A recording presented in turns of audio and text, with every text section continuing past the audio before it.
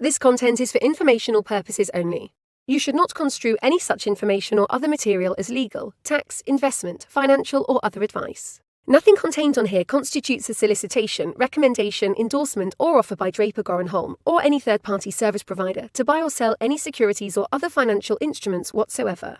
I'm bringing out the entire bottle of Patron. They're all exactly the same. Crypto art, and then what it really is an NFT. Wow. Eddie wants to slap the bag. So this is the next best thing. DeFi is going to be a bubble. It's provably scarce. With Mad Dog. Crypto, gold, and silver. Transparent substance. Take my money, start a war with it. Without further ado, cheers to you, brother. Get shit done. Because the system has to collapse before that. My Corona. Cheers. I feel much better now. Cheers. wow, that was heavy.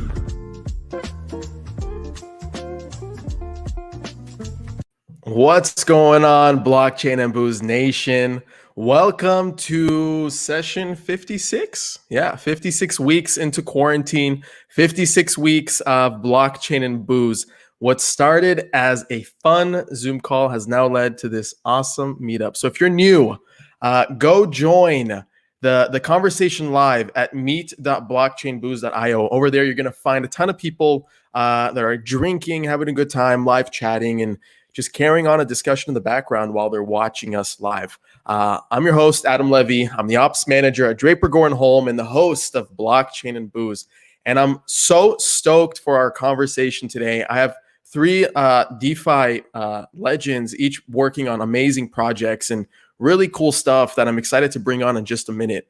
But before I bring him on, a quick plug about Draper Goren Holm. We're an early stage investment company. We have our studio where we incubate and accelerate early stage startups and then double down on them with our fund. And we host the best events in crypto, actually producing over 100 in 2021 alone.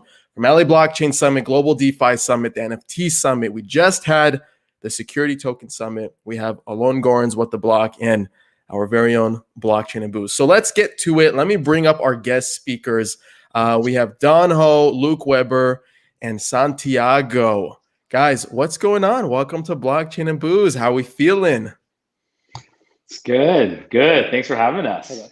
I need some energy. We're on Blockchain and Booze. It's 5 p.m. somewhere. People are drinking. We got to get some good energy on stage. So our topic for today is all about DeFi rating systems. Basically, what goes into determining a quality DeFi project. Okay, and what better way to discuss that with each of you? So really quick, go ahead and give a brief intro on yourselves, what you're drinking, and who you are. Okay, let's do it. We can start with Luuk and then work our way to Santiago and then end with Don.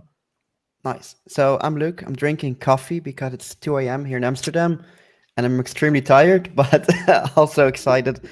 Been involved in the space for about 5 years now. Originally come from the Caribbean, from Curacao. Have a background in philosophy and business. Eventually the two things met kind of in the Web3 space. Kind of found my way mainly through DAOs, through the Genesis DAO of DAO Stack. And now most recently, I'm managing a DeFi fund at Iconic, a Amsterdam-based firm. And I'm doing a bunch of stuff for PrimeDAO, which is a DeFi coordination hub, mainly focused on DAO-to-DAO services and products. And besides that, we're running a regenerative economy design in the Caribbean, which is kind of a passion project, but also really important. Luuk, welcome. It's your first time on Blockchain and Booze. Full disclosure, PrimeDAO is a portfolio company of Draper Goren Holm. So just to throw that out there, cheers. Welcome welcome to Blockchain and Booze. Santiago, go ahead. Hey, everyone. Can you hear me right? Okay, great. Yeah, so Santiago, I'm a partner at ParaFi Capital. We are a DeFi-focused fund. That is all we do. That's what we love. And so this panel should be fun and exciting. I'm drinking sparkling water. So a mysterious substance. Infused sparkling water. You just can't. Where are you based, Santiago? Like a shady bottle. So I'm originally from Mexico, so I came down here to spend a little bit of time with friends and family I hadn't seen in a while. But typically, Nice. So ParaFi, we're based in San Francisco and New York. but we really invest globally. So I don't know where I am these days, other than in like my parent. Literally, coincidentally, I'm in my parents' I kid you not, I'm in my parents' basement, and so very typical of I guess an internet frog that we are sometimes. Nice. Cheers. Welcome to Blockchain and Cheers, Booze. guys. And Don Ho from Quantstamp. Give us the brief. Hey everyone, I'm Don Ho, Managing Director at Quantstamp. We are the leader in blockchain auditing. So all of those different DeFi protocols and liquidity pools you're aping in on, we are making sure it remains safe. I'm also a senior venture partner at a YC alumni fund called Pioneer, and super excited to talk more about projects and how to evaluate them today. Amazing. Guys, we have a killer lineup. ParaFi Capital is legendary. Quantstamp is legendary. PrimeDAO just launched a DeFi rating project that's legendary, or on its way to become legendary, and hence why you're all here today. You're all legends in your own respect, and I'm excited to pick your brains. So again, today's topic is all about evaluating DeFi projects and really determining what metrics are used to better understand a project's potential. And I think we can take this discussion, we can focus strictly on DeFi, but I'd also like to bridge out to what's happening in crypto right now. It's 420 Doge Day, apparently, right? That's been picking up a lot of traction. And you're seeing Dogecoin, you're seeing SafeMoon and other like social viral tokens pick up traction that I don't necessarily believe will kind of align with the metrics and fundamentals that are used to determine quality projects. But I'll let you guys kind of determine that. So I want to start with my first question to you guys. Share with me some of these big macro trends that institutional and retail investors are betting on for DeFi. And the reason I bring this up is because there's various problems in the world that DeFi aims to solve. So what are those like big macro trends that you guys see respectfully that DeFi aims to tackle? And anybody can jump in here, whoever would like to start. Sure. Yeah, I got asked this question earlier today, like why is Dogecoin important? And I'm not dismissive of that like social phenomenon. At the end of the day, there was a time where Bitcoin like started like that, right? Where it didn't have much fundamentals. That was an idea. And you look at their super early like our Bitcoin threads, and it's fun to go back and like they're instructive because no one knew that it was going to be. I mean, in a probability weighted scenario, it was like really low that it would become a trillion plus asset class. And I think it's evolved into so much. I'm not suggesting that Dogecoin can actually become that, right? But what is interesting though is the common underlying reasons why these things come to being is I think there's a lot of especially among the younger generations, there's a lot of distrust. There's a lot of like feelings of disenfranchisement, sort of this Wall Street bet movement. I think these are all things that have, in a COVID environment, have accelerated. And so, it's part of, I would characterize it, it's part of a bigger phenomenon around, hey, look, I mean, there is a need and the desire to change the status quo, especially among younger generations. Now, of course, DeFi is much more interesting because there's underlying tech, there's fundamental value traction to disrupt traditional financial services that, not for the sake of disrupting it, but simply you take what is useful in Bitcoin and then you apply it into a more generalized context of let's actually make finance catch up to the internet, because the internet never solved moving money in the same way that you move information. Okay, fair. Anybody want to add to that? Either Don or Luke, these big micro trends that are happening in the world that DeFi is kind of aiming to solve or plugging its way into. Yeah, I think I would echo what Santiago is saying. Coming from a Caribbean island and being quite young myself, I have experienced the need or kind of the inability to own stuff. And with Web3, when I first kind of understood what it could create, and seeing it emerge now in DeFi and giving ownership to a generation that generally can't afford to own stuff, buying a house, especially now that I'm living in the Netherlands, I would never be able to buy a house if I would follow the traditional financial system, and really bringing back ownership to a generation that has felt powerless and has a big desire to change things and to participate in this digital economy. I think it's really powerful to see that investing is becoming a thing that everyone wants to do and that everyone should be able to do, and really lowering the barrier for participation. I think DeFi is really changing the future of a whole generation and the future of society. Yeah, I'd have to follow up on that too, just where, one of the things I've been thinking about, maybe on a more global macro perspective, is like for millennials and for sure Gen Z, this is the first time ever you've seen the world essentially on a few very, very common shared platforms. And, when you have that sort of phenomenon of like, let's call it Web 1, Web 2 of Facebook or MySpace or Instagram, right? That's when you really get sort of the network effects of direct to consumer far greater than we've ever seen. And I think that really ties into, some of this larger memeability of certain concepts or community, and I think Doge in a way is one manifestation of what community looks like. But I think a greater macro trend, and, to bring it to DeFi, one thing that I find very interesting is sort of like the evolution of software is eating the world. That Mark Andreessen, families famously put. I think we're starting to see a 2.0 version of that where it's software eating money. And that's kind of my framework of what decentralized finance is. And so when you have software eating money, the why now for DeFi makes way more sense because you finally have finance sort of moving at the speed of software. And the iteration is far greater, right? And one great example is, you finally have Solidity engineers and computer science people learning what finance is and just encoding it. And the cool thing about software is it's an infinite design space. And so when you have it be infinite and almost borderless, you're going to see a lot more greater innovation than you saw prior when it was pre-software. Yeah, I think that's a good point. And I think obviously we saw this kind of come in context this past summer when DeFi had its moment, right?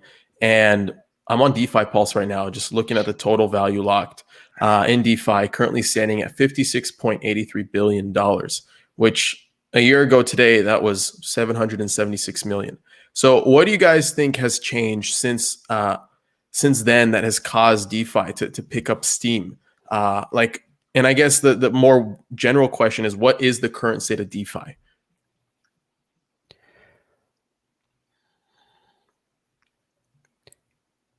Go ahead. Anyone, feel free. I'm tempted to say yield farming in the sense that turning blockchain assets into capital assets really is a game changer, and having protocols that actually create value and some of them capture it as well, at least from how we look at tokenomics and tokens, has really changed our view, where before there was no tangible value. And now we are seeing this tangible value. If it's completely justifiable through just governance tokens, I'm not sure. But it does really turn this into a functional ecosystem opposed to a speculative dream that we want to achieve. And I think the first reaction that I get from both retail and institutional investors when they realize the capabilities that are already here today, through things like AMM markets, DAO governance, it really opens up this whole kind of design space that they find interesting, which before was a lot of speculation only. And I think that is driving a lot of at least that drove from my perspective, this kind of first DeFi wave. Now I think the second one is pure greed. It's just with NFTs, it's like there's this new innovation, some group catches up to it, and then there's this next group that just wants to, without going into it, just monetize on it. And I think if you open, for example, DeFi Llama, you'll see that the total value locked there is 100 billion right now. And that's because I think about 15 billion is sitting on Binance Smart Chain doing copy-paste yield farms with their own merit, providing kind of that space for those individuals or those institutions that want to participate in kind of the yield farming only game. Yeah. Go ahead, Santiago. Go ahead, Adam. Go for it. No, I was going to say, like, when you're pitching ParaFi to institutional investors, family offices, and even retail investors, like when people ask you what is the current state of DeFi and how that's evolved over the last few months since that pinnacle moment during the summer, like what's your takeaway from that? What do you tell them? Yeah, I mean, it's a great question. I think that there is certainly a lot of noise in any industry. You know, the internet, biotech, like you look at any industry, there's going to be speculation. That's something that is not inherent to crypto. Now, of course, like you program money and you gamify it and you introduce the ability to like, you know, combine like game type components of incentives like compounded or synthetics early on. Yeah, you're gonna drive behavior. And you have for the first time ever like global untethered pools of capital. Like, yeah, I mean that's a lot of energy moving. So like I wouldn't be like dismissive. Like certainly like we all know like you know speculation and these yield opportunities onboard a lot of new users. Like look at what's going on with PancakeSwap, for instance. I'm not like dismissive of that, but I think like a fundamental thesis or my fundamental thesis is largely unchanged. Like we are still very, very early. But I think when going back to what Don was saying, this ability of like, I think the two really interesting like components of this ecosystem are composability and open source. Like when you have an open source system, the compounding effects of innovation, you're going to incrementally like have faster rate of innovation to a point where you're never like traditional finance is just never going to be able to compete. You know, every incremental developer that onboards, every incremental project that comes into the system and builds another Lego is not adding, you know, 1 + 1 is 2. I think there's just more synergies, which leads me to my second point of composability, right? In a system, like you can have new components that are just not possible in traditional finance, like flash loans, for instance, or the integration that you see between like different DeFi primitives and protocols is not only getting more efficiency, but it allows you to do things that you can't do in traditional finance. So like why is, for instance, just concretely, why is a flash loan interesting or important? People might say, well, flash loans are bad because they're used to exploit things. Well, hold on a minute. Like it creates a much more resilient quasi anti-fragile system because any inefficiency is quickly arbed out. So this very kind of adversarial environment builds a much more robust system. So in a way, like we go through these periods of stress tests. You know, look what happened in Maker in last March. You had like thousands of simultaneous liquidations. The value of the collateral goes 50% at 3 in the morning when most market participants were asleep.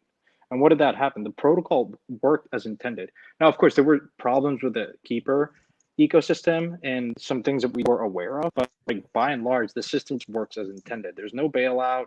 There's no, I mean, there was a very small shortfall in the grand scheme of things. And that's like what I try to emphasize to people. It's like these protocols, like the programmability of money is just, I think we're barely scratching the surface of what you can do with if-then logic. It's transparent. It doesn't discriminate. It serves as intended. And, you know, I think the ability, like from a developer standpoint, the certainty that that gives you to build on top of these primitives is very powerful. From a consumer standpoint, it's very transparent. You know what you're getting, right? There's no like shadiness. There's no like hidden fees. Like everything pretty much is there. From a regulatory standpoint, it's open and transparent. And so a lot of these things kind of converge all at once. But of course, I'd be remiss not to acknowledge that speculation is a big part of any innovation, any industry that is like very, very early. So long-winded answer. No, I think there's a bunch of like awesome nuggets in there, but I'd love to hear from Don your point of view and how Quantstamp kind of views that. Like, what is the current state of DeFi from your perspective? You guys are one of the largest auditors in the marketplace, right? And how has that point of view kind of evolved over the last few months since this sporadic movement during the summer? Yeah, look, would love to double click on what Santiago said, which is when you open source everything, it's peer competition, right? But when you have peer competition, you are having this rate of innovation you never see prior. And so even from our perspective as auditors that look at code to make sure, you know, there aren't vulnerabilities that lock your money into a smart contract or have someone take money outside of a smart contract. And what we see is that the level of security has increased dramatically as well, largely because of large projects that have 5 billion, 10 billion plus in TVL. They have set the standard on the documentation you need, the unit tests you need, and sort of now that, you know, again, everything's open source. Now that you see people just forking things and just adding their own little bit of it, that's, in my opinion, the best way to be coding, right? Why do we need to create 10 different instances of Uniswap when if we find the one perfect one, everyone should just fork off that and continually improve upon, right? Again, this compounding magic to it. And so from the purpose of like even 2017, 2018, the code quality then to what we have now, number one, the complexity is way higher, right? But number two, it's like the documentation and the best practices are there. And, we have to thank not only us, but Trail of Bits, Consensus Diligence, and always all of us making sure there is proper documentation. I tie all that back in though, as a quick nugget of when I think about even investing in startups, how you evaluate these sorts of things, I think the code is going to matter a lot more going forward, as opposed to even what we see in traditional venture capital investing, which is thinking about the business model as opposed to the code or the repository itself. I think those are all three valid points. And just moving the conversation forward, I want to dive into the more of the fundamental analysis that each of you use to determine the viability of a project or the potential of a product. Okay, so let's quickly chat about the different types of quantitative and qualitative analysis that you guys look at to determine an asset's worth. Okay, so where's a good place to start? Do you start when a company, I guess, pitches you, right, Santiago, when they're seeking investment, or Don, you can take this from the point of view when companies come to you guys to be audited, or Luke, you can take this from the point of view of when you're building this DeFi rating product, like what goes into determining that process. What do each of you look at? Do you look at first, obviously, the white paper, the deck? Do you do a quick market share analysis? Do you look at the team? What goes into that fundamental stage of breaking that process down? And we can start with Luke because you guys just came out with this new product, right? So take me more through that. Yeah, definitely. So we have been working on Prime Rating. That's in kind of open beta now. So what we do with Prime Rating, we work together with DeFi Safety, who already have a smart contract score. And we added to that a fundamental analysis report and a data report.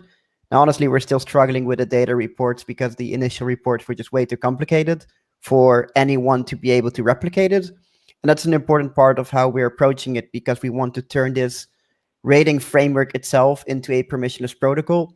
So it needs to be something that evaluates correctly, but also something that could be easily replicated by someone that isn't kind of part of this core group.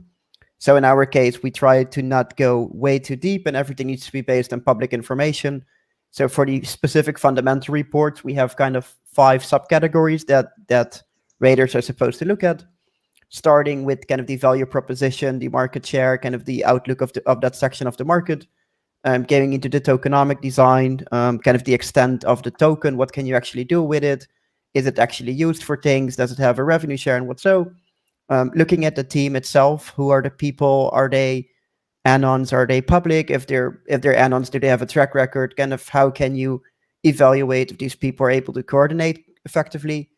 Looking at the governance, admin keys, basic things, kind of how is it governed? I'm a big DAO fan myself. I've been doing DAO stuff for a couple of years. So looking at the actual governance infrastructure, governance frameworks, what are they using? Do they have a robust process? And then also we look at the regulatory environment, kind of does this company have a legal entity? Does it actually connect to what they're doing? Do they need a legal entity?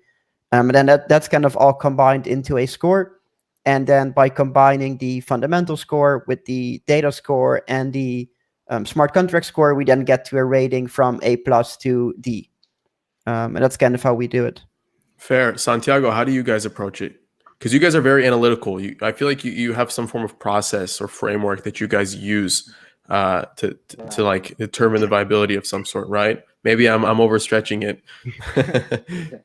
Well, I mean, there's certainly attribution and luck in this business, and distributing luck and skill is difficult. But generally, yeah, we have frameworks in place. The key things that we look at are, is this an incremental improvement or is this just a function improvement? And it really starts with the team, candidly. I mean, because Don, you brought up a good point, which is, this industry is very competitive and adversarial, and so at the end of the day, best builders, I think, are the ones that there's a system in Jeffrey West talks about scalability and how systems grow. At the end of the day, these are organisms that keep growing. In order for a protocol, I think, to be successful, and you know, you need to increase your rate of growth in order to stay relevant in this industry, I think. Like certain protocols have ossified, like Maker has a true moat, I think now. Wi-Fi, you could argue, has a moat. Certain protocols have gone to the point where they are because of the team, candidly, and the community. But tangibly, like quantitatively, if a project is live, assume like it's not like super early, because we like to, you know, invest like all stages. But like say a protocol is live, you know, I think you look at the value accrual and how the system works, right? What are the unit economics? Like, you know, for example, think of like an exchange, an AMM, for instance. Well, you look at the volume, and then you say, okay, well, it's charging 30 basis points, of which, you know, 30 basis points goes to, gets distributed in X or Y. 5 basis points might go to token holders, the rest might go to the protocol. And then you like, but you zoom out and say, okay, well, what is the sustainability? Like for every incremental dollar that comes into DeFi, you'll ultimately wonder, where are they going to trade? And what, like, how is this order going to be routed through the system? Well, it's going to be routed probably through an aggregator. And then you say, okay, well, who has the deepest pools of liquidity, and how do you get there, right? And liquidity is a transient mode. So how do you actually retain liquidity? And where I tend to focus a lot of my energy is focusing on like unity, like in token design and incentives. I think probably most tokens out there are like very suboptimal in terms of like the token design and incentives. Like I understand like the system's like very challenging, I think, because the community will always demand, back to Luke's point around like yield farming. You know, it's certainly a good way to like bootstrap these networks. Like you see some like YAM go from 0 to 700 million in TVL in 22 hours. I mean, it's pretty impressive.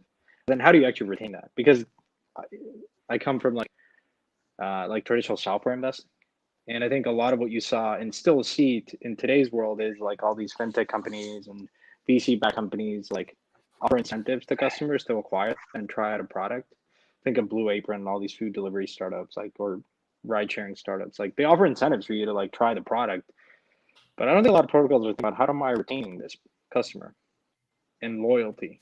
And you know, I guess the best designed system that I've seen is like, okay, synthetics, for instance. If you're using synthetics, then yeah, you're earning SNX rewards, but they're locked for a year. So the question becomes, do you want to attract 1 million users and X liquidity?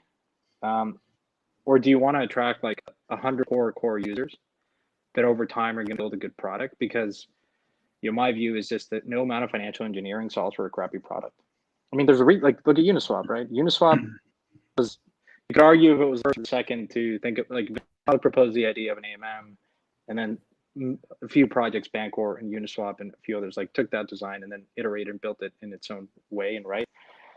And, you know, Uniswap just became the #1 DeFi app. It still is. I mean, it has 60,000 users, active users on a 24-hour basis. And for a long time, it didn't have a. I think, I think it kind of depends on the protocol. Yeah. Yeah. How about you, Don? What do you guys kind of use at Quantstamp? I know you guys take a very more intricate and analytical approach because you guys are actually auditing code, right? You guys are in the meat and potatoes of every project. So what does that kind of look like from your perspective? What's that process like? Yeah, look, we operate a lot like a venture fund, right? Like what we audit enables whatever that primitive that thing is trying to launch on. And in a way, you know, when we first started, we thought, okay, is Quantstamp sort of like the VeriSign of the blockchain or a Moody's? But I think it goes way more into it, right? And I think that when we look at what projects do we want to audit, we do look at a lot of the same metrics have already been talked about, whether it's community or the token design. But for us, ultimately here, code is God, right? Because the hope here is that the protocol remains and we all perish. So at the end of the day, it's really the code that, yes, it can be upgraded and improved upon through governance, right? But like, it's all about, is it like, how good is the code? And for us, you know, we've never before seen another sort of project or startup where you rely so heavily on the code as opposed to a founder or whatever.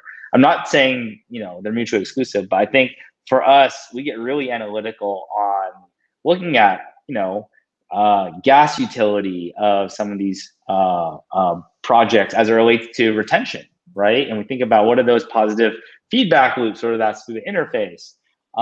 Again, we always look at the documentation. How well does the dev or the project lead understand what it does, but more specifically, what it does not do, right? I think very often in startup investing and project investing, entrepreneurs are really just trying to sell you this dream of whatever you believe and want to see.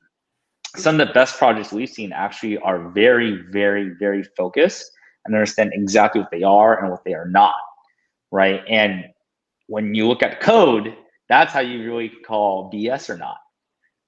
In addition to that, again, we talk about unit tests, end-to-end tests.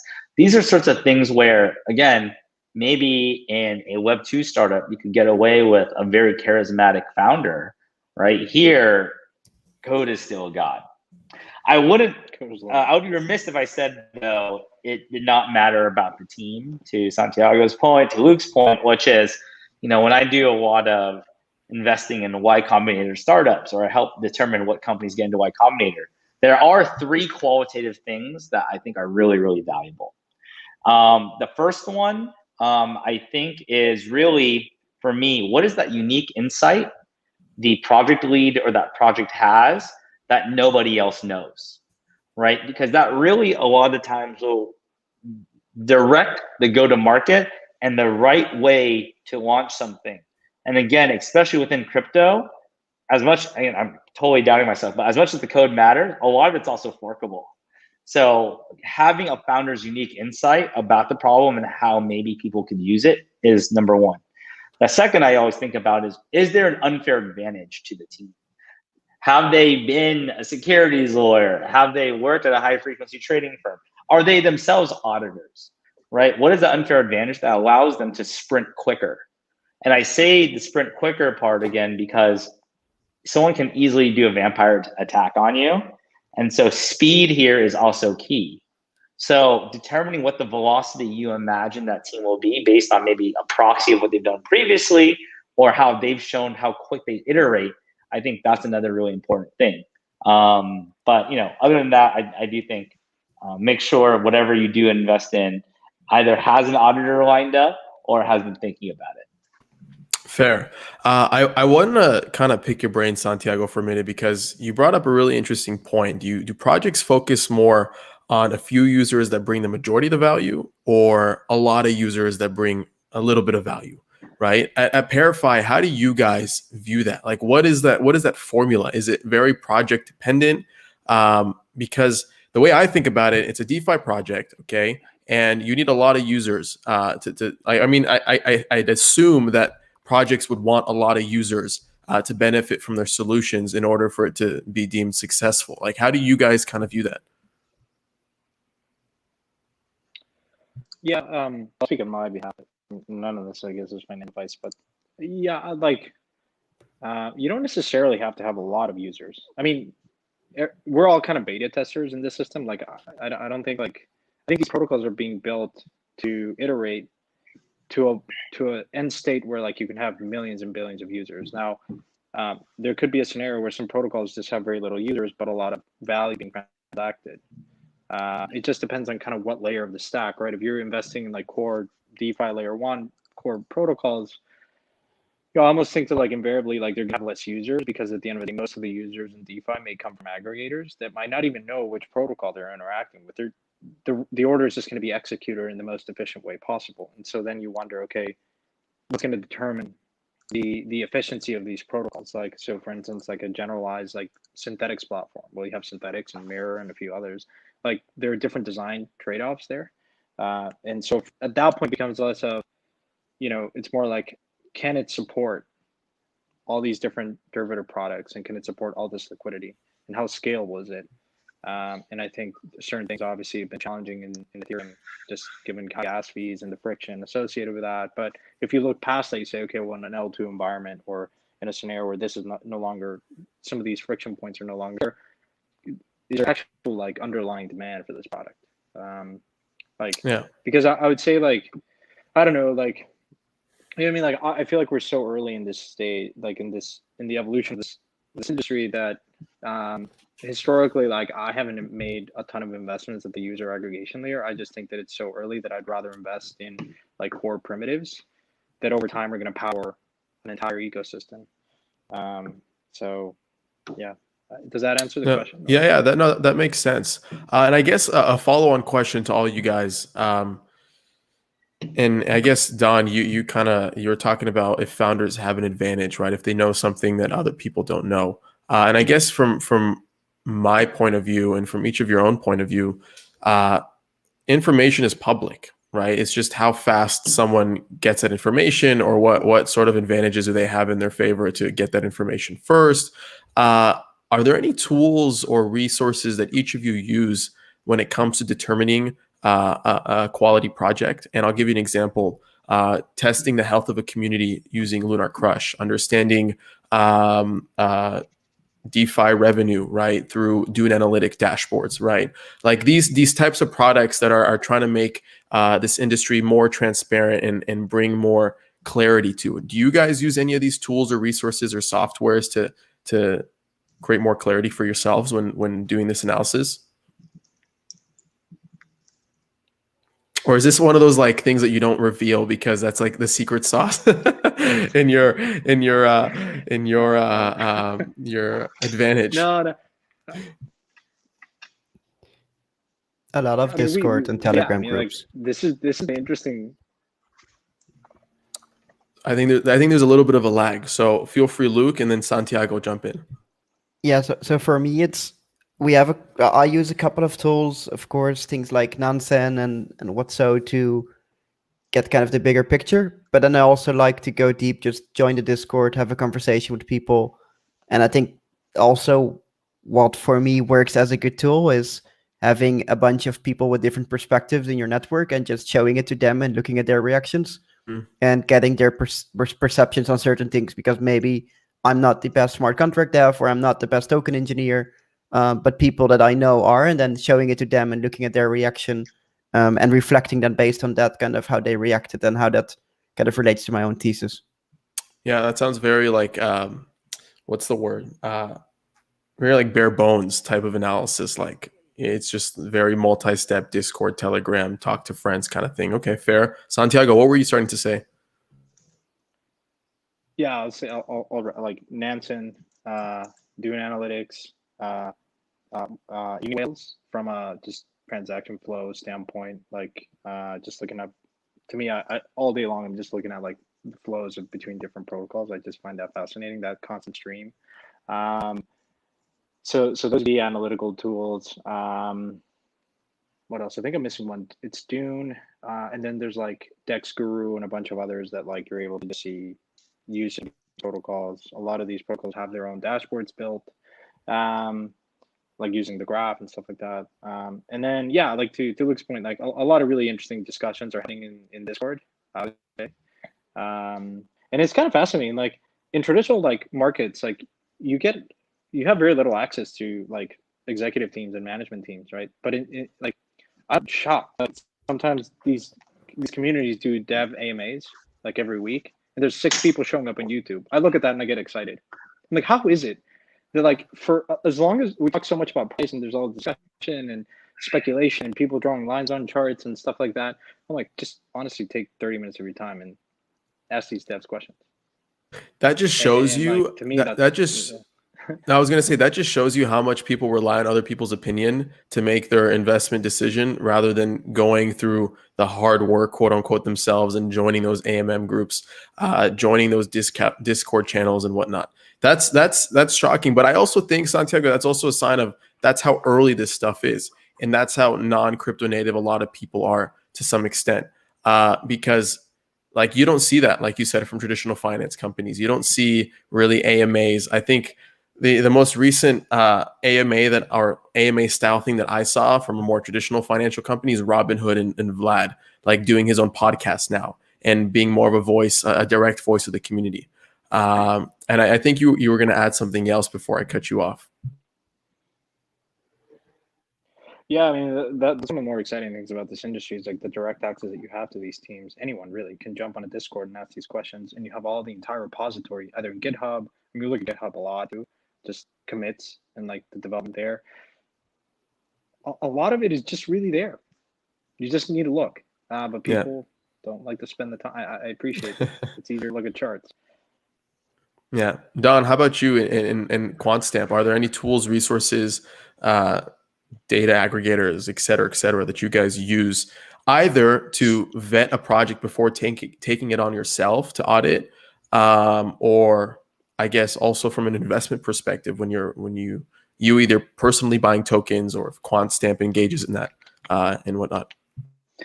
Yeah, look, my alpha leak was going to be GitHub commits, right, and how active these teams and projects are. But frankly, at Quantstamp, we sort of have an unfair advantage where we have 25 very technical people, PhDs, looking at the code and really thinking through the code of like, is this the right way to build it? And we're just really fortunate where we see so much code that we have this ability to really gauge the quality, and we're lucky, but like, I do think the future of investing looks a lot more technical where either you're a ParaFi or you're a firm, an investment firm that has technical talent that you consult with or that you have on deck, right? And so I think those are the main things I'm looking at. And I think, Nansen, Dune, Zapper, Whatso, all of these things are great.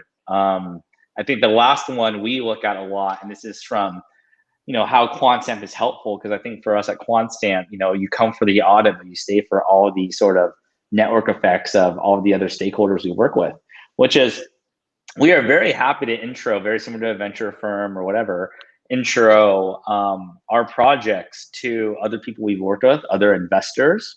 And frankly, just living by our motto of give, give, get, we just get feedback from the people we intro these people to, right? So very similar to the online conversations on Discord. By just being helpful, you're going to get feedback from your peers that you referred them to. And, we also use that as a level of diligence. Yeah, I think it's super interesting. For me, I'm not super technical myself. I've tried to get more technical. I've taken some courses, tried to program some smart contracts. It's not in my forte per se, but the one of the most important metrics that really stand out to me is community. And obviously, there is no crypto without community. And I get all my quote unquote alpha leak on Twitter, as I'm sure everyone else in crypto gets publicly. Would you guys say like community is like one of the more valuable metrics? And follow-on question, when you're analyzing a project's community, what do you look for? Like, how do you determine, like, I know back in 2017, people would look at Telegram channels. It's like, oh, they have like 20,000 members in their channel. Like, oh, they're legit. Like, we should ape into this. But obviously that's not, that wasn't a work back then. Yeah. It wasn't a word. Yeah. Moon or that wasn't, the thing. It was the moon. Yeah. Like what, moon. how do you guys determine the health of a community? What goes into that? I think from my perspective, I'm mainly I'm counting the amount of big brains. And then if there are a lot of very smart people that are having kind of deep discussions that you really see that they're committed to this and they understand kind of the pros and cons of things, and they're having kind of more of an informed debate than just a random meme chat. I think that really makes me feel excited to at least participate in the community and learn more. I like scrolling through forums like MakerDAO forum and just looking at the things that people say, and then to evaluate how many people are really actively putting their mind space into this. And then I think also the capabilities of that project to turn these community enthusiasts or contributors into real protocol contributors, either as active governors or as ecosystem builders or community or whatever in whatever capacity.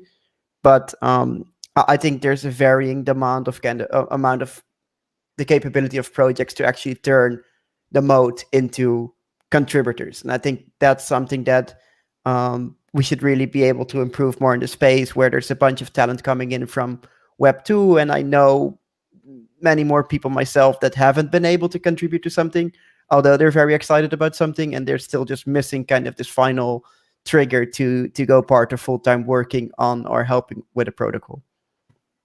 That's pretty fair. Either Santiago, Don, feel free to jump in. Go for it, Don. Yeah, look, again, I'll just reiterate, GitHub commits our community as well, right? It's I'm like, trying to how fish. many I'm trying to fish here. Yeah, how many non-people are committing to this repo? And you look at even like the Linux Foundation or the Linux repo, like you have like 7 core contributors, right? So I do think we're in a really cool state where community is in the cloud. And because it's in the cloud, it's somewhat measurable, whether it's from a technical perspective, from how often, people are chatting the Discord. And that's really cool because we've never been more global in nature in community as well. It goes back to what I started off with, was like, we have these global platforms, right? Like that was Web 2. Will we see in our lifetime, global finance platforms, right? Like truly like a Uniswap. And I think we will. And I think at that point, especially when you get to like the one to N sort of company building, your community is your moat, right? Like that is really Santiago's point earlier about like customer retention. Like that's hand in hand in DeFi with LTV, right? And so like, I think we're really only in the first or second inning of the community building, to be frank. And because of that, we will see way more interactions and ways to measure community at an exponential pace over the next year or two, even. Fair. How about you, Santiago? Yeah, I would definitely echo that. Like, I think early on, it really starts from the core team and the caliber of them, and just assessing like the more of like pattern recognition of what a good leader is, because like really good talent attracts really good talent, and again the compounding effect of that. I think like there are 1 or 2 or 3 really good engineers that then are a magnet and have this sort of gravitas to then really bootstrap. I mean, Andre did that for Yearn, his capacity. Bantig is also a force of nature. And, then you see like clusters of really good developers get interested in what they're tinkering and building. So like, and then over time, then yeah, I think these things just evolve and then, the level of community engagement, things like how did they distribute a token if there is a token? What is the ownership there? How is this a governance heavy or minimized protocol? It's a governance heavy protocol. Then how active is the community in voting? Like what's the turnout? What's the concentration of people? There have been very interesting cases. So like protocols just building interesting communities in a very short order, and community members like really stepping up, rising to the occasion, doing proposals. In other instances where that's not been the case because it's very locked, there's no discussion, very few people hold these tokens, and like there's nothing going on. Yeah, I'll go back to my first point. I think like it really just starts with really good developers. It's sort of like developers. And as another aside, I'll be very interested to see kind of the social graph of like governance and how that evolves. Like Yearn developed like this coordinate, I think that's the name of it, of like the social graph and how people award points. And I think it's a very interesting idea of how to manage these organisms as they grow and distribute funds, and like with quadratic voting in the mix, like how kind of like Gitcoin does it. But look, I mean, as a last nugget, I mean, Ethereum has grown into what is, I think, now the largest open source developer community in 6 years, right? It has over 2,300, 2,400 active devs. Yeah. Like that again, compounding effect is super interesting. It's funny because all of you guys are, most of you, I guess all 3 of you each mentioned like, and took this question from the developer perspective, from the builder perspective in terms of community. And this is where I think like an outlier is quite like relevant, because you see Dogecoin, you see others that I don't want to shill, so I won't mention, but I'll just put Dogecoin into the picture, right? Where they don't really have any utility behind them, right? Other than if for example, Mark Cuban starts accepting Dogecoin as a form of payment for the Mavericks, right? And more retail starts accepting Dogecoin as a form of payment, right? But like each of you took that question from a technical developer perspective, and I guess I was thinking of this more from the point of view of like how many conversations are people having around this token, right? Or this project, what that looks like in the grand scheme of things. How's that accelerated over time? What type of excitement, what kind of sentiment are people approaching projects with, right? Do they have a cult following of some sort? Like, do you have like insane defenders online, where you have the maxis of the world, where, dear God, if I mention anything outside of Ethereum, the entire community is going to completely shit on me, right? Like, it's interesting because from one point of view, crypto definitely has, you need to have, without a doubt, the developer community. But I think what's even more important than that is the enablers that take that product that developers put out into the world and create conversations around it, right? Create relevance around it, create excitement, create cults behind it. So it's interesting. And I wonder how that's going to evolve over time. Like you said, we're in the first or second inning of community. So it's interesting to hear your point of view on that. I want to jump into business models really quick, because with every project, you gotta make some type of money at the end of the day and reward your token holders, right? What are some of the more common Web3 business models that you guys have seen come into effect successfully over the last few months, over the year? I know we don't have that too much of a time frame to play with per se, but I guess ever since DeFi summer is like a good point on the map, like really powerful Web3 business models that have shown some viability. I can start with one. Look, full disclosure, I use it, so that's why I like it. But I really like Harvest Finance. It's one of the first sort of, aggregator or DeFi aggregators.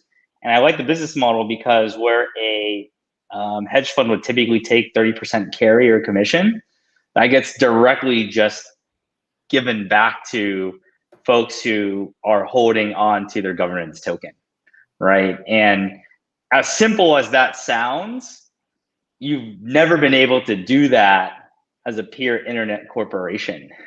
And you think about what really kicked off DeFi, in my opinion, you really can't overwrite, trans mining or yield farming. Like, to Santiago's point of Sprig or DoorDash, that was free money in a way, right? Except this is just way more direct in a way of user acquisition.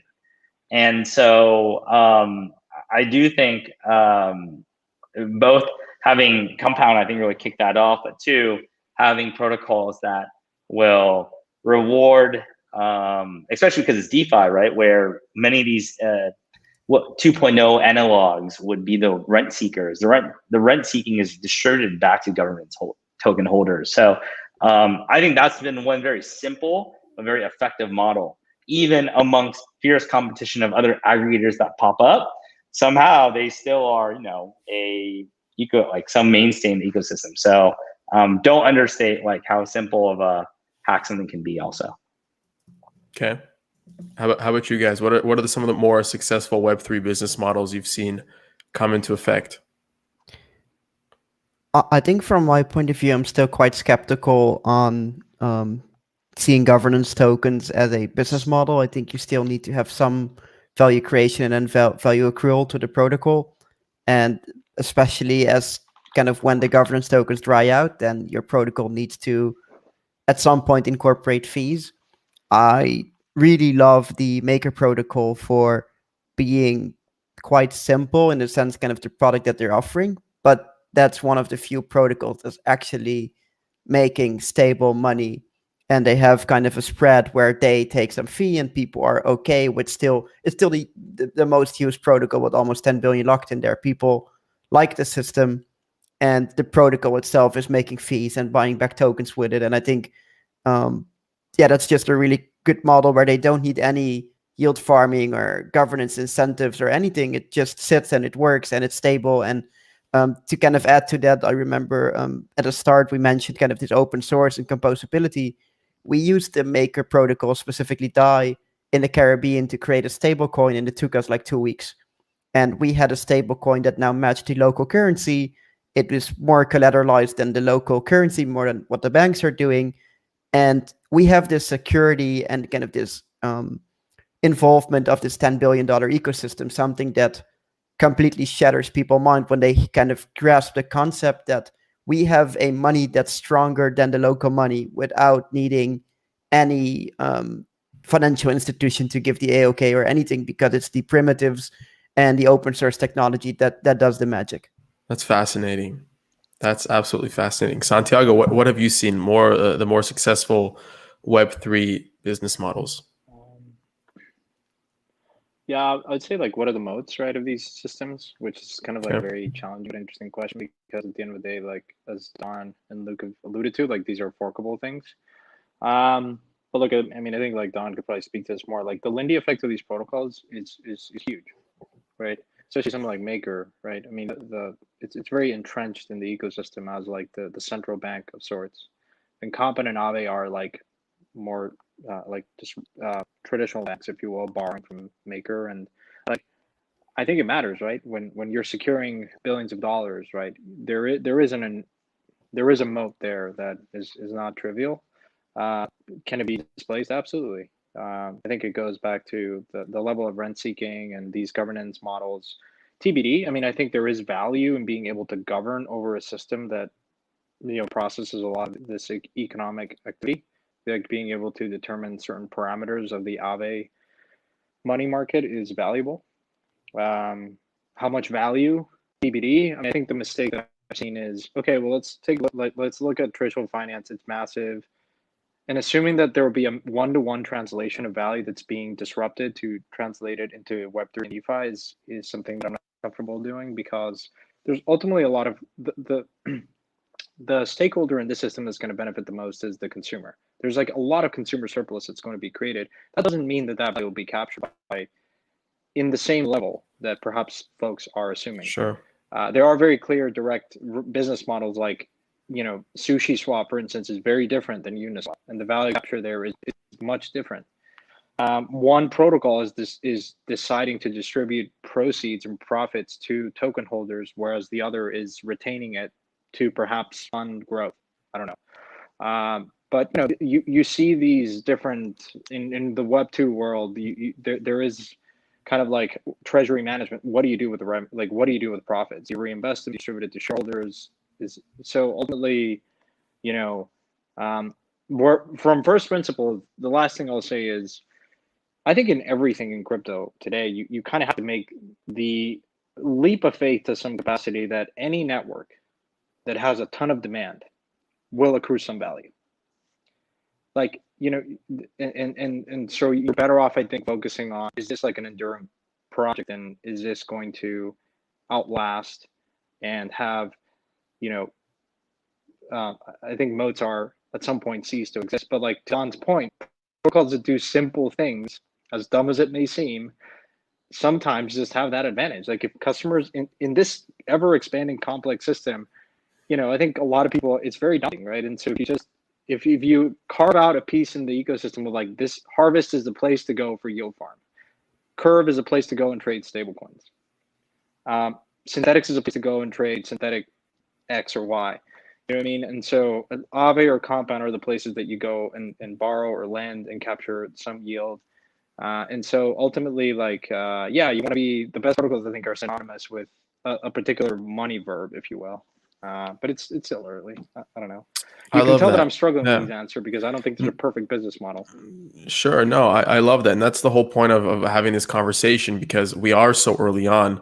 And I think when Web 2 came out and Google started making money from ad revenue from their search engine, a lot of people were like, what is the internet? What is Web 2? How are these people making money online? Right. And that's the only reason why I asked that, because we are so early on in those initial stages.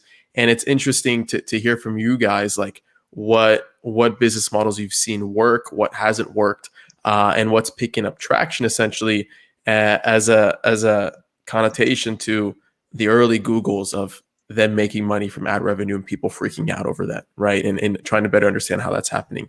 We're coming up to our time, so I want to ask you guys one more major question, and then kind of jump to the audience for a minute. So when the World Wide Web came out, nobody really expected that its next transition would be Web 2, where we have all these different social networks. We have all these interesting business models. We have the Googles, the Facebooks, these big monsters, the internet monsters of the world dominating the web. Okay. And that kind of added a very nice application layer to the World Wide Web, or Web 1 from what I call. So we're in Web 2 right now, slowly transitioning into Web 3.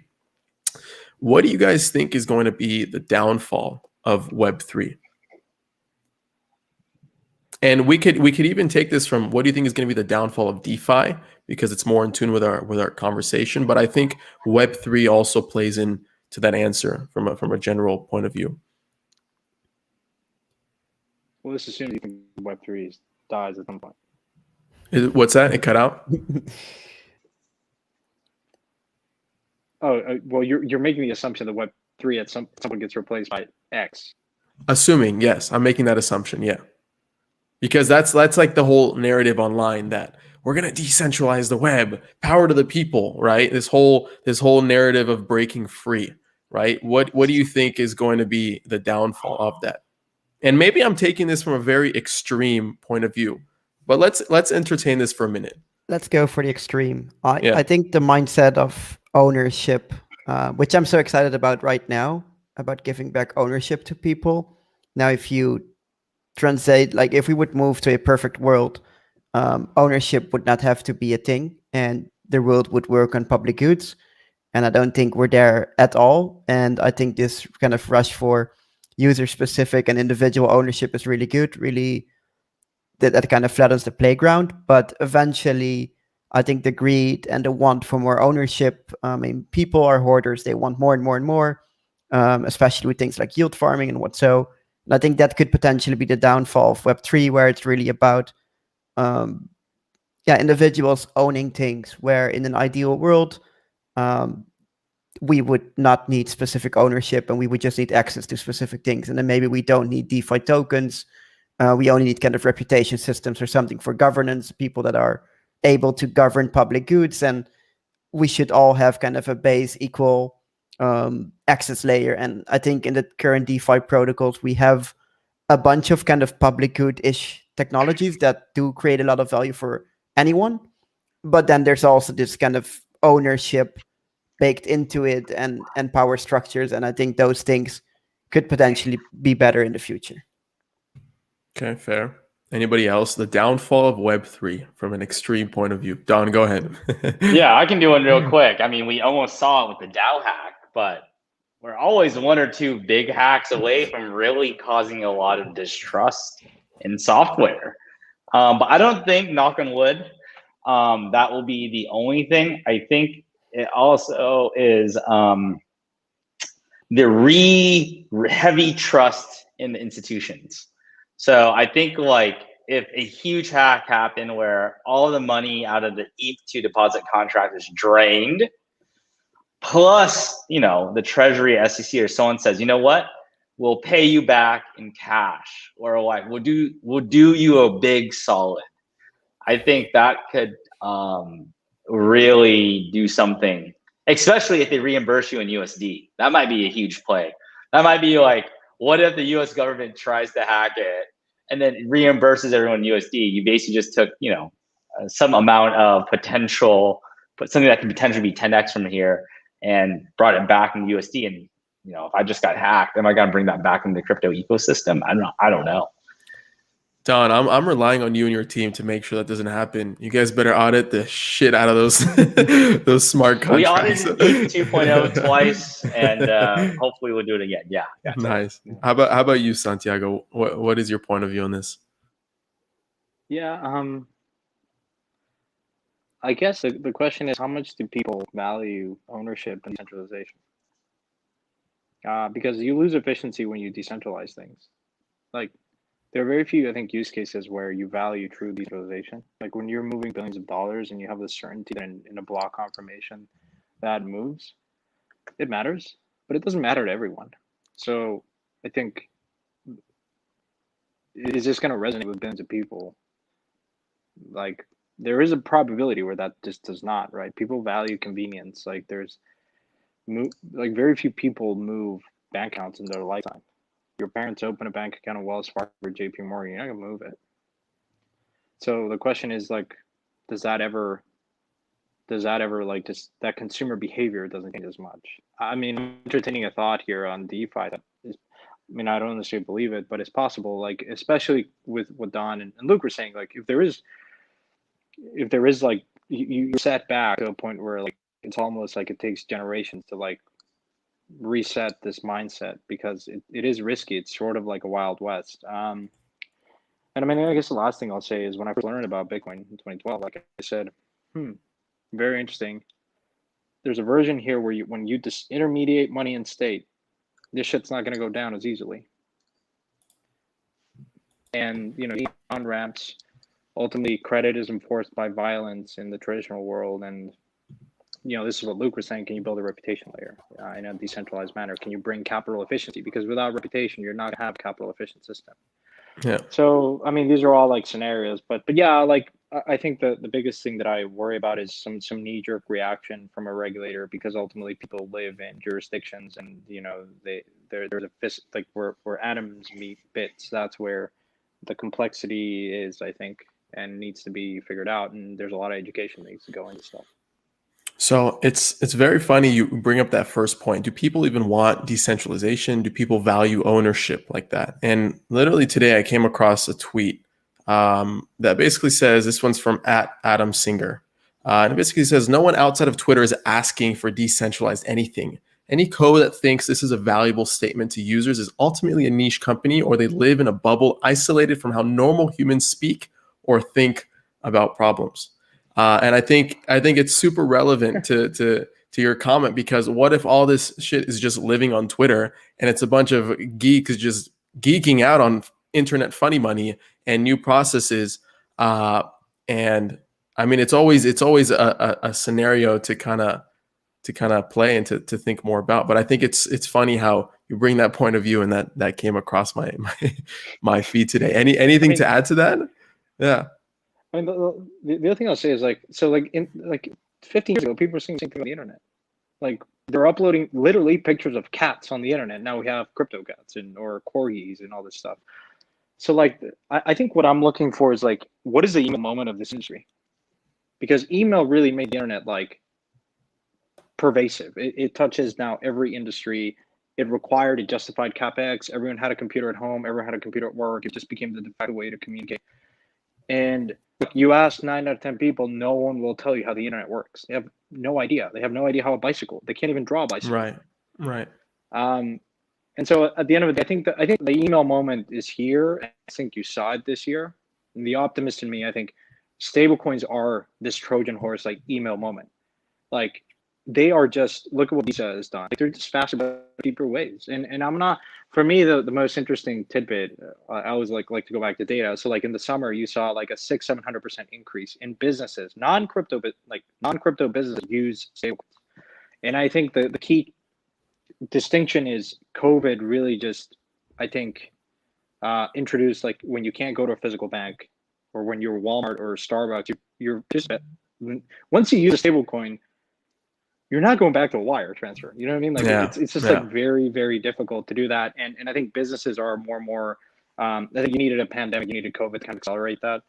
The same with NFTs, like Justin Lau, who's been thinking about NFTs since 2017. The key difference now is artists are really getting hit hard in COVID. They can't connect with audiences. So I think that was a detonating moment. I think we'll look back and say, okay, stable coins, if you look at that adoption, is probably going to make DeFi much more mainstream than what it was last year.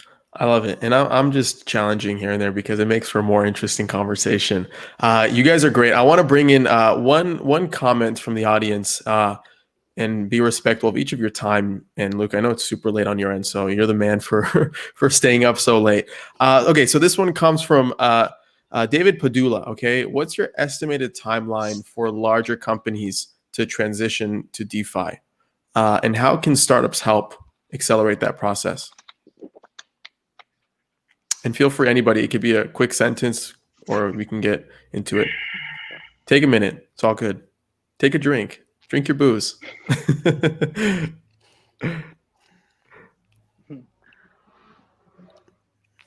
think it's already happening. It's already happening. Okay. Yeah. I mean, we have a lot of enterprise clients that are doing more enterprise blockchain type stuff, but I do think what Michael Saylor has sort of done in having treasury management be a part of it is such a Trojan horse, right? Yeah. Because imagine Mayor Suarez says, let's have Ether as a part of our treasury as well, and they actually do it. Well, you're probably going to stake that Ether into ETH2. You now have an internet bond. That's like actively kind of semi in the DeFi ecosystem, right? And so very similar to how maybe you saw Dharma or Linen or any of these other interfaces built on top of Compound, you'll probably see some institutional or enterprise equivalent.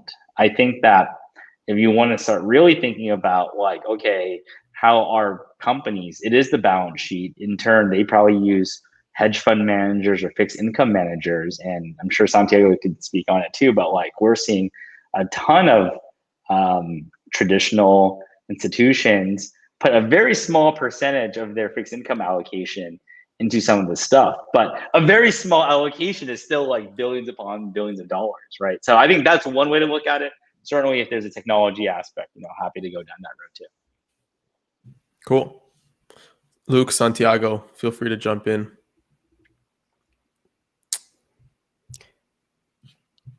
I do think that to some extent it's already here. I also know a bunch of individuals and entities that are still quite scared.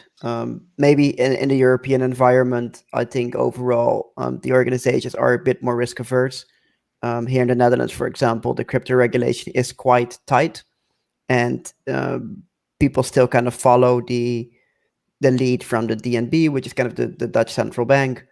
I think that the more I think for sure that American and some Asian countries will be way quicker to adapt, and then at some point it will be the logical move to participate as well. And I think from what I'm sensing here in Europe, that's still a couple years away. But I think the first start has been made really with this kind of last push with really heavy hitters, things like Elon Musk. That really drives the conversation. Also, we work at the stock exchange, and like the traditional stock people are also, that opens their eyes, and they're now, at least before, there never was the choice to make. It was always, you don't put crypto on your balance sheet. But now, because larger entities are doing it, you need to actually ask yourself the question, do I want it, yes or no? And even by answering no, you're still getting a little bit closer to saying yes. Cool. Santiago, unless you have something else to add, I can move on to the final question. Yeah, go for it. I was going to add something, but it's fine. All right. Okay, so final question. This one comes from YouTube, not from Remo, but this one comes from Christian Team. When securing decentralized internet, where does blockchain insurance fit into the picture? It's the most important thing. It's what? It probably is thematically one of the more important things that needs to happen for this industry to grow like order of magnitude. You look at any industry in the history of time, like without robust insurance markets, they were really held back, like whaling, expeditions, like, I mean, of course, audits are essential, but like insurance, like mimicking products like FDIC insurance and really kind of scaling TVL in this industry, I think, over time, like there'd be more like standards and of these contracts. Right now, you're in this kind of wild, chaotic early stage phase. People are pushing the limits and sometimes breaking things. But insurance, like something like Nexus or risk management, like options protocols, are important to protect because ultimately, again, like it's a good question, because I would characterize, like, we're all beta testers. I mean, there's a reason why yield is such, right? There's a lot of risk, even though things are audited, even though things are battle tested. I think in cryptography, you and Don might know this like much better than I do, but like, you never know for certain that things are never going to break.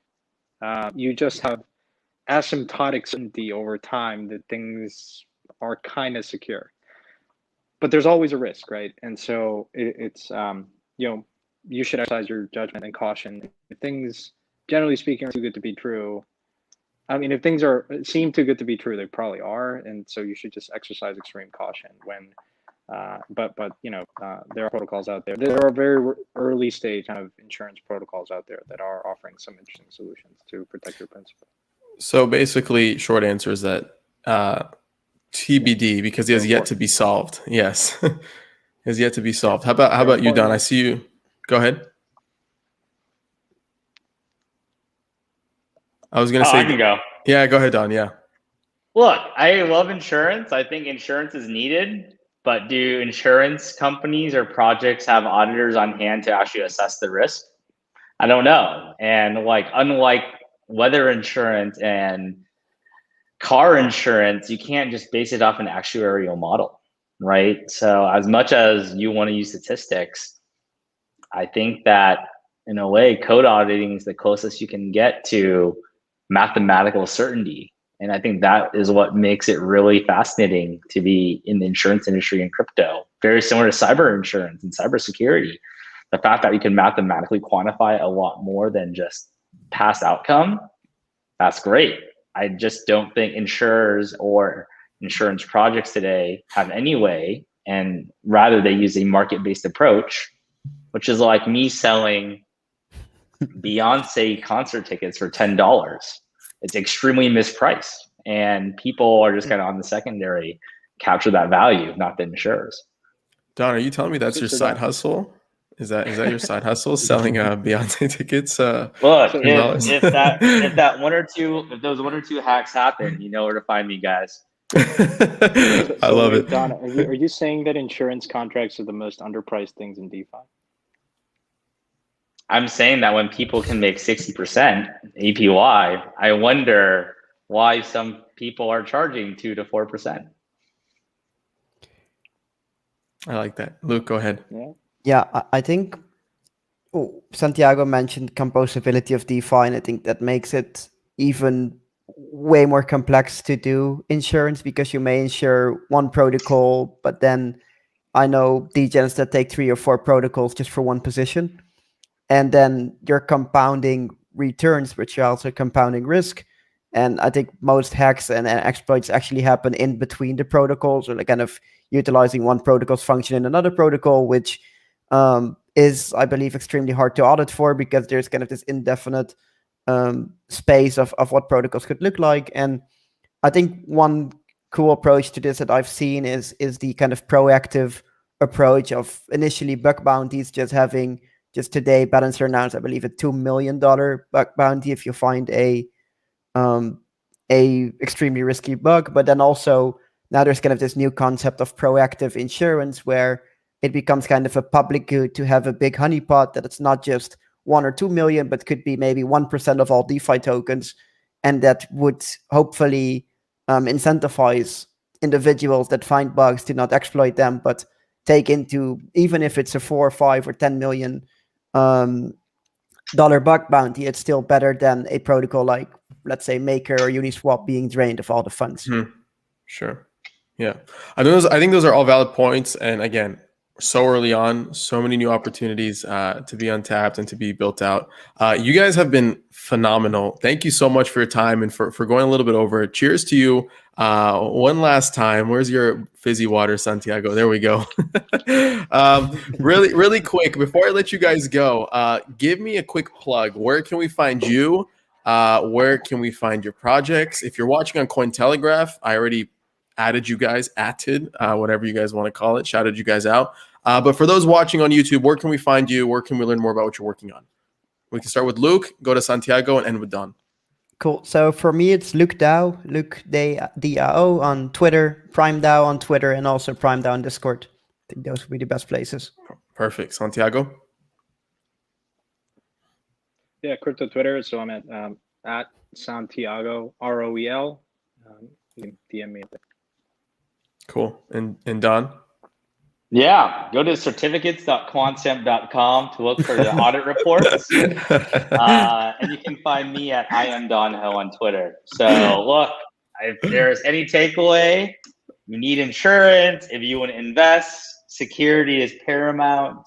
And let's hope that any project you will consider, they have a great security posture. Progressive hardening is the way to go. Yes, and I love that. And Luke, really quick, where can we find this new product that you guys just rolled out? Yeah, so the beta is already live. You can find it at primerating.io.